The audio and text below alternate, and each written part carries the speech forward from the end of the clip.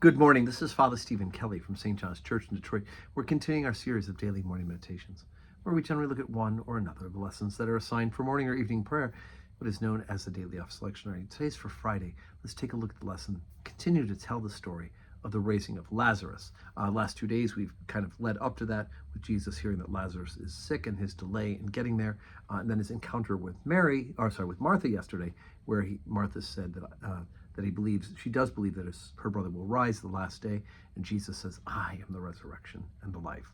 And so we pick up from there. John chapter 11, beginning at verse 28. And when she had so said, she went her way and called Mary her sister secretly, saying, "The Master is come and calleth for thee." As soon as she heard that, she rose quickly and came unto him. Now Jesus was not yet come into the town, but was in that place where Martha met him. The Jews then which were with her in the house and comforted her, when they saw Mary, that she rose up hastily and went out, followed her, saying, She goeth to the grave to weep there. Then when Mary was come where Jesus was, and saw him, she fell down at his feet, saying unto him, Lord, if thou hadst been here, my brother had not died. When Jesus therefore saw her weeping, and the Jews also weeping which came with her, he groaned in the spirit, and was troubled, and said, Where have ye laid him? They said unto him, Lord, come and see. Jesus wept. Then said the Jews, Behold how he loved him. And some of them said, Could not this man which opened the eyes of the blind have caused that even this man should not have died? Jesus therefore, again groaning in himself, cometh to the grave. It was a cave, and a stone was laid upon it. Jesus said, Take ye away the stone. Martha, the sister of him who was dead, saith unto him, Lord, by this time he stinketh, for he hath been dead 4 days. Jesus saith unto her, Said I not unto thee, that if thou wouldest believe, thou shouldst seest the glory of God? Then they took away the stone from the place where the dead was laid. And Jesus lifted up his eyes and said, Father, I thank thee that thou hast heard me. And I knew that thou hearest me always, but because of the people which stand by I said it, that they may believe that thou hast sent me. And when he had thus spoken, he cried with a loud voice, Lazarus, come forth.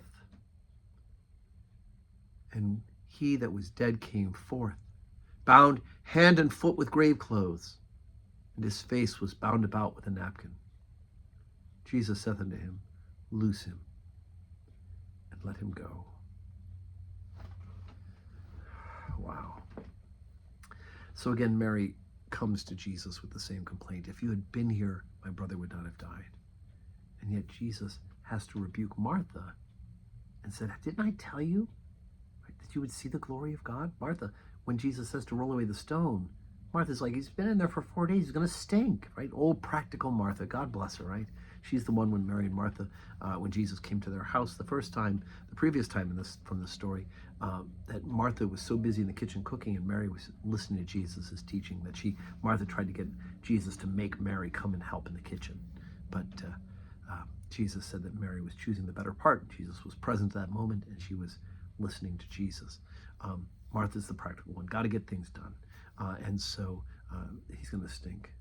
But Jesus breathes, takes a deep breath, and he says, I thank thee, Father, that thou hast heard me. And he says that not for him, not for God, but for the people around him, he says. And then he calls Lazarus by name. At the general resurrection, brothers and sisters, you and I will be called by name, and we will be raised from the dead.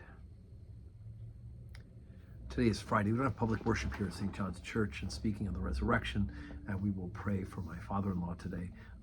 His burial is today from his church in Sturgis, Michigan, St. John's Episcopal Church in Sturgis. So I'll be there for that funeral. No public worship at St. John's, but please do continue to say your prayers. Pray for our parish, pray for my family, and may God grant us all a Friday that is full of blessing.